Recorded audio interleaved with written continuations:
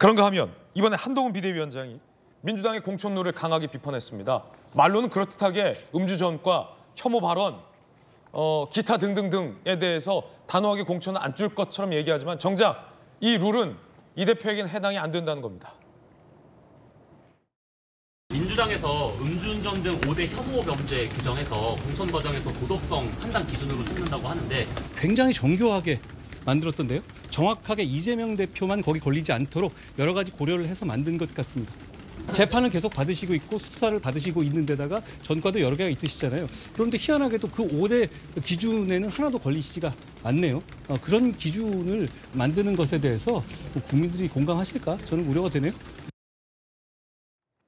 한동훈 비대위원장이 밝힌 이 논란은 사실 민주당 내부에서 치열하게 현재 진행형으로 일고 있는 논란인데 공관위원장이 여러 가지 단호하게 공천 안 주겠다라고 밝혔지만 내부적으로 들어가면 이 대표는 다 해당이 안 된다는 거예요.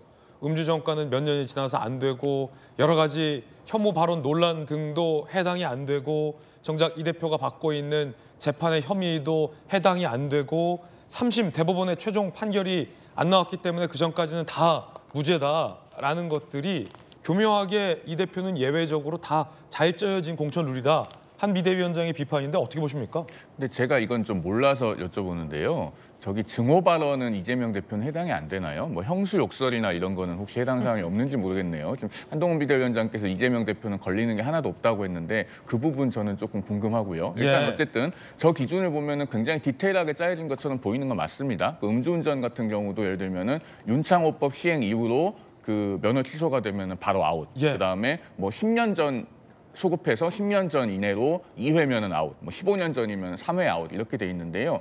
이재명 대표의 음주운전 전과가 2004년에 있거든요. 거의 한 20년 정도 됐어요. 안 걸리게 세팅이 돼 있는 게 맞습니다. 그다음에 성범죄, 뭐 음주운전, 직장갑질, 뭐 증오 발언 이런 거 하나하나 다 굉장히 나쁜 행위들이죠. 다 공천 배제돼야 되는 건 맞는데 그러면은 뭐 특수 공무집행 방해라든가 공무원 자격 사칭 이런 것들은 과연 공천 배제 대상이 아닌가? 저는 그런 것도 좀 궁금해요. 그러니까 국회의원은 어쨌든 그 나란 일을 하고, 그러니까 국민을 대표해서 공적인 일을 하겠다고 나선 사람들입니다. 그러면은 공무원을 상대로 한 범죄 또는 그 공무원 자격을 사칭하는 범죄 이런 거 하면 안 되죠. 그런데 공천 배제 기준에 또 그런 건 빠져 있어요. 그러니까요. 이게 이재명 대표 본인이 출마를 하게 되면 이런 논란은 계속 지속될 수밖에 없어요. 저는 민주당을 위해서 어떻게 보면 고언을 드리는 것이라고 할 수 있는데 이재명 대표 본인이 불출마를 해야 이런 민주당의 공천룰이 공정하게 세팅됐다는 그런 인상을 줄 수 있을 거라고 생각합니다.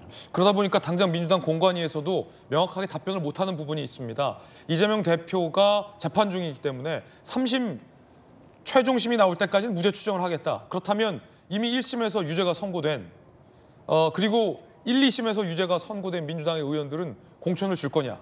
예를 들어 황운하 의원 같은 경우. 공심위에서 답변을 명확하게 못하고 있는 것 같은데 성치훈 부의장님. 과거에 비해서 많이 후퇴했죠. 제가 말씀드리고 싶은 사례가 2012년에 아까 말씀드린 임종석 당시 사무총장이었습니다. 당시 정치자금법으로 1심에 유죄가 나오셨었는데 그걸로 사무총장직까지 사퇴하고 불출마 선언하셨습니다. 그리고 그 이후에 대법원 가서 무죄 판결을 받으셨습니다.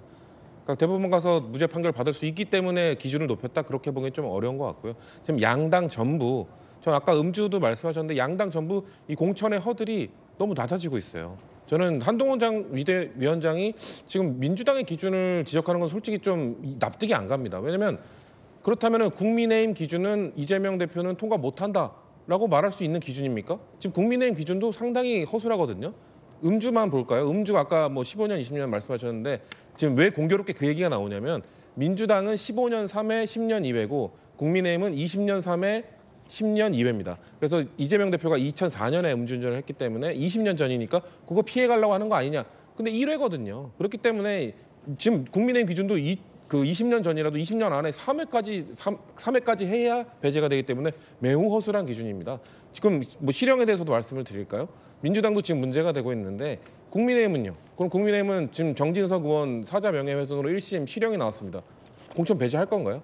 그거에 대해서 명확한 기준을 제시하지 않은 상황에서 이재명 대표와 지금 민주당의 공천 기준만 저런 식으로 공격하고 있는 건 저건 여의도 사투리라고 봅니다.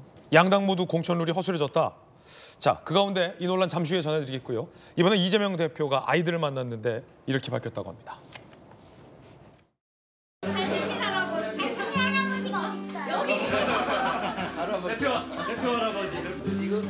아저씨입니다, 아저씨. 얘들아 할아버지 사랑해요. 시. 표정해 주세요. 할아버지 아닙니다. 그러니까 이 대표가 할아버지냐 아저씨냐의 논란. 아이들 눈에는 할아버지로 보입니다. 아이들 선생님 눈에도 할아버지로 보였던 것 같습니다. 이 대표는 이제 아저씨다라고 교정을 요청했지만 받아들여지진 않은 상황 같습니다.